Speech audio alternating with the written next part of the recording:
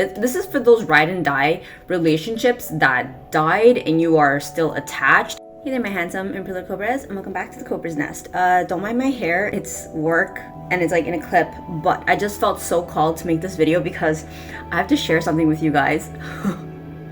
So for my longtime subbies, you guys know that I had this one friend. I never said her name. You guys remember that was 5 years ago? She reached out to me. It has been half a decade. And I was like, and this had come at a time, in these past couple days, I felt so called to start doing shadow work again. And I was like, how weird. I wonder what it is. My women's intuition is just insane. So I want to share with you guys something about detachment. This is about like detaching from people who used to be so important. But the shadow work that came out of this. So if you are having problems detaching from people who are really important to you, whether it be like an ex or like your best friend, ex-best friend, this video is for you because this video has been 5 years coming. If you guys are excited to hear what I have to say, let's get into the video. Let's go. Woo. First thing that I want to say is it is really hard to detach from people who are like super special to you. This could be like a family member. This could be an ex that you really like, or girlfriend or boyfriend, and friends, best friends, people who are like your ride and die. This is for those ride and die relationships that died and you are still attached and you're like trauma bonded to them and you're like, I don't know how to get over them. Like it's been years. The shameful things that you feel like you can't even tell your therapist, like you can't even tell your parents. This video is for you guys. And I'm going to share with you guys something that has like spiritually moved me. Like I usually don't make these type of woohoo videos. I'm usually a pretty stable and sane person, but I want to share this with you guys because I think this can really resonate. Let me paint you guys a story. You are in the desert and you go to a well, and this is a metaphor for relationships, and you're thirsty as hell, and you go to this well and there's no water coming out of the well, and you're like, I need to drink some water. Like I am starved, I am thirsty, I need water, and if I don't get water, I'm going to die. And this well does not provide any water. The best advice that I can give you is walk away. I know you're really thirsty. I know you may think I'm in the middle of the desert. There's going to be no more water anywhere else. I'm better off staying with this dry well. Maybe if I pray hard enough, if I struggle hard enough at this well, water will come. Let me tell you the amount of damage you will make yourself when you see that well pour abundantly water to somebody else effortlessly while you had to beg. Okay, take in that image. That is going to mentally F you up. The pain of seeing that is way more painful than learning to get up off your knees and stop begging at a dry well. And I know you're thinking and wondering, okay, like what does that have to do about your story about your friend coming back? I begged at that well, embarrassingly, like I begged at that well. And it wasn't until I walked away and I learned to be on my own, and I mourned that relationship. Like I mourned and I let myself deeply feel the loss of that friendship to the point where I couldn't even form healthy relationships with women after that. I was like, how could I become friends with another woman and let that person do me dirty the way that I gave my whole heart to this other person? So when that person came back into my life and was like, hey, just kind of want to reconnect, see how you're doing, I was like, you taught me one of the best life lessons. You taught me how to be a leader. You taught me how to be alone. You taught me to love me like the best friend that I wish that you had been. Since I refused to take in a new best friend because I felt so hurt from the loss, I had to become my own best friend. I couldn't let anyone else fill in that position because of the fear of the trauma. I was like, I can't let somebody else hurt me the way she did. So I'm not going to let any other woman be my best friend. I'm going to pretend to be my own best friend. So I was like Natalie and Cobra at the same time. So anytime I wanted to treat my best friend, I treated myself. Anytime I wanted to chill with my best friend, I chilled with myself. I took myself to the mall. I did this, I did that. Anytime I wanted to buy a cute little outfit and twin with my best friend, I did it for me. Everything that I wish that I had done or could have done with that best friend, I just continued to do it all by my freaking self. And I know you may think like, how pathetic is that? But no, you need to understand, and I fully mourn the relationship. It got to the later stages, she was dead to me, and I forgot about her. I passed all those stages. I hated her, I mourned the relationship, and then I got to a place where I was healed. I didn't think about her anymore, and I even got to that sweet place of like, I hope she's doing okay. Like I reached that place. So for her to reach out again, and I actually don't even care if she ever sees this video, old me would have been scared. New me is kind of like, Makes for a good story. I hope you're entertained, because it entertained me. It made me probably, like, honestly guys, a big foundation. My YouTube channel started really like taking and blowing up in 2020 because I didn't have a best friend. You guys essentially ended up becoming my best friend. All of that amount of time I used to spend with her, we used to watch movies together, we used to chill together, I didn't have any of that anymore. So what does a person without a best friend to do? I'll pour it into this YouTube channel. And I love my YouTube channel. My YouTube channel is my pride and joy. I never wake up and think, yeah, my YouTube channel is going to turn its back on me and tell me it doesn't want to be my friend no more. So this is the advice that I wanted to give, that if you are struggling with attachment in your life, if you are at a dry well and you are begging, it will be so much more peaceful and so much more pain-free to get up off your knees and move on. Because trust me when I tell you, it's going to be really painful to watch that well give to somebody else. And obviously, like, I'm not saying like she gives to other people that she couldn't give to me, but like it's not happening. And I can use also this example of exes as well, because like the attachment we feel to best friends can sometimes be even deeper than the attachments we have to boyfriends. But attachments to boyfriends and exes is also really painful and really deep. So let's talk about some of that. Let's trauma dump a little bit, because I'm in a trauma dumping kind of mood. So yeah, I recently had the ex before Will. So you gotta take this, and this is a long time because I've been with Will for 12 years now. The ex before Will reached out. I have no idea what it is about people coming for you when you finally are like successful and healed and moved on. It's like the demons can't stand to see you happy. It's just like, so I was like, anyway, long story short, I wanted to use that opportunity to catch up with that ex, and that ex left me on red. And I was like, him not replying is a reply. So I was like, all right, I'm gonna move on with my life. So he reached out and he was like, oh, I saw your message. I was like, I don't usually swear on my channel, but bitch, that was 3 years ago. I'm married. Like, what do you want?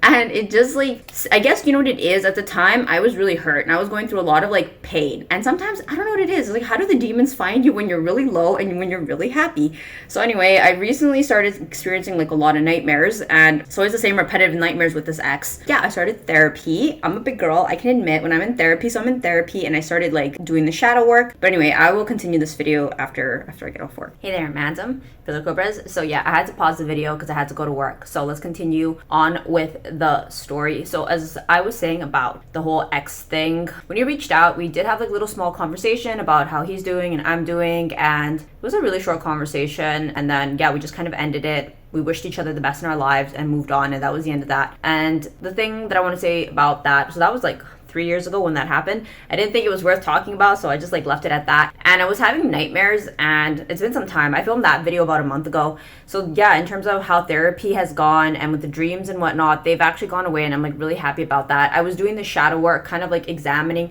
what it is I felt, because like honestly, I started seeking therapy because like I felt really ashamed that like I was still dealing with like nightmares from an ex. I'll tell you what those nightmares were. The same reoccurring dream, like I would imagine I was still living downtown, because I was living downtown when I was dating my ex at the time. And like I would see him on the corner of the street just like staring at me, and like I would try to speak and try to talk to him and no words would come out. And it's just this horrific feeling of being stared at, and it was like I would try to communicate to him and I couldn't, and like the words were like stuck in my mouth. So I was like, maybe I should see a therapist, because I would wake up ashamed that I was having nightmares of an ex and I didn't even understand what they meant. So the whole point of this is, what I'm trying to say is that, I don't know, I was hoping that this might resonate with somebody else, because I can't be the only one. I truly felt like I was the only one. A big part of my shame came from the feeling of like, I must be the only one, because like who still has nightmares of their ex when they're like married and it's been like 12 years? I was like, that's embarrassing. And part of the shame, or a big part of my shame, came from that embarrassment of feeling alone. So I was like, maybe if I make a video, this might resonate with someone else, because like I was like, there's absolutely no way that I'm the only one. And if I am the only one, that's pretty committed. 12 years? I'm a good ex. So yeah, so I just wanted to share that, because I was like, I can't be the only one. And I really do feel like when I share my most vulnerable and raw things, I feel like it helps other people out. So I'll be like vulnerable and share that. So anyway, while I was doing all that shadow work and I finished my therapy and I've been like in a really good place, and then yeah, like that best friend of mine reached out, and like we did have a very short conversation. It was like no more than 7 lines, honestly. She told me about herself, a little bit about myself, and honestly the reason that I wasn't able to continue the conversation. Part of me was like, I should be healed enough to be able to continue being her friend again. But it was really difficult for me because like I was having like, and I really did think myself healed, and I must not be healed because like as we had conversations, I would just have like flashbacks of the times where I'd be like, hey, let's hang out. And she'd be like, oh, I can't hang out. Like, I'm going to stay home. I'm like really busy or whatever reason. And I was like, oh, okay. And then like 2-3 hours later, I would see her on her Instagram, like, yeah, going out to get bubble tea with so-and-so, and like screenshots of them being like happy, and like no shame. Like she's allowed to hang out with whoever she wants, and she can lie to me and tell me she doesn't want to be with me because, you know, obviously she's trying to spare my feelings. It was just hurtful being on the receiving end of that. And like, obviously I confronted her about it.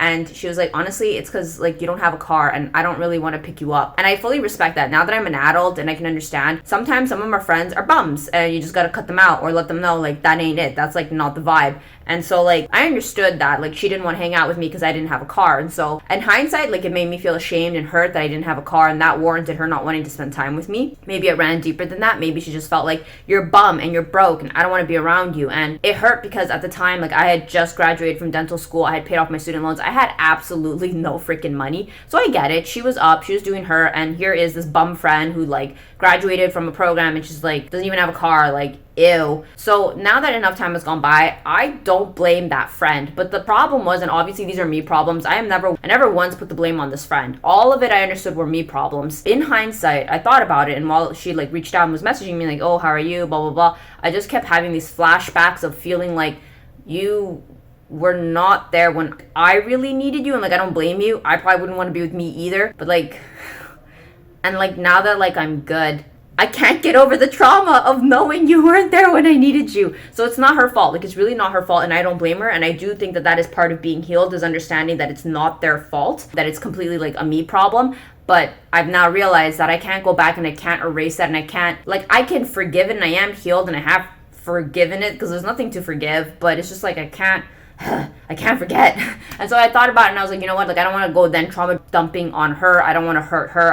I'll deal with my unhealed self. Like I will remove myself from the situation. And that's why I think I left her on red, and I just figured this is probably the healthiest for the two of us. Like she doesn't need a friend like me, and I kind of don't want to be her friend anymore either, and I think I need to respect that feeling. And so I just left it at that, because I felt like, yeah, maybe I lack the maturity. I don't understand enough of what I'm feeling to go through this, and like I don't need to go through therapy some more for this. Like up until she had messaged me, like I really was in a really good place, and I am in a really good place. And I was like, I had just finished, you know, working through my emotions and my trauma with my ex, and I sealed it, and I was like really happy. And then she reached out, and I was like, I don't have the mental energy. Like there's a lot of good things going on in my life right now that I think really deserve my attention, and me opening that can of worms was just like, it's just gonna hurt me, and I don't want to do that to myself. And so I just figured she's fine. She's been fine without me for 5 years. She didn't even want me in her life, so we'll be fine. If I leave her on red, it's not gonna bother her, it's not gonna hurt her, it's not gonna do, it's completely insignificant to her, but it's very damaging for me. So that's why I made that decision for myself, because like either way she doesn't care if I'm there. So if it doesn't matter for her, then I'm just gonna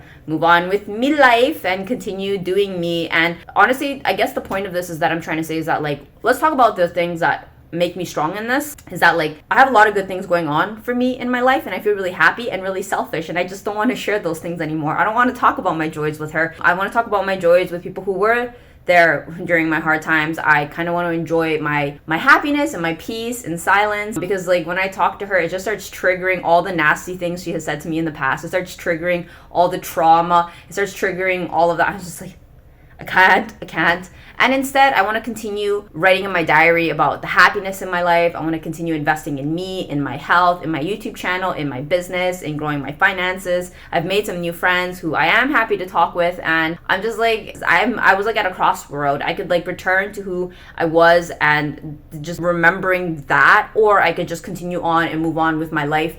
And I was like, yeah, I think I've gotten really used to being on my own and being very happy on my own. So I was like, I don't see the point or the benefit for both her and me to return to that friendship. And obviously at the end of the day, it's not that deep. I don't think she even gives a about me. So this is all just me. But I wanted to share that with my little Cobra babies, because I feel like since we're all human and we do have life experiences, and I figured talking about some of the more painful and dark things that one goes through, and when you come out the other side, because I really do feel like I'm on the other side. Like, I'm like really happy. I'm like really healed. I'm really happy most days. Like, obviously I have bad days too, but like I'm happy most days. And I kind of wanted to share that with you, that you are actually better off. You're better off with nothing. There's a Chinese saying, it's 宁切无烂, which is like you're better off than with poo. So you're better off alone. Or I'll speak to me personally. I'm happier in my own company than I ever was in her company. And once I discovered that, there was no way I was going to go back to that. Yeah, I guess thank you for teaching me how to like love myself.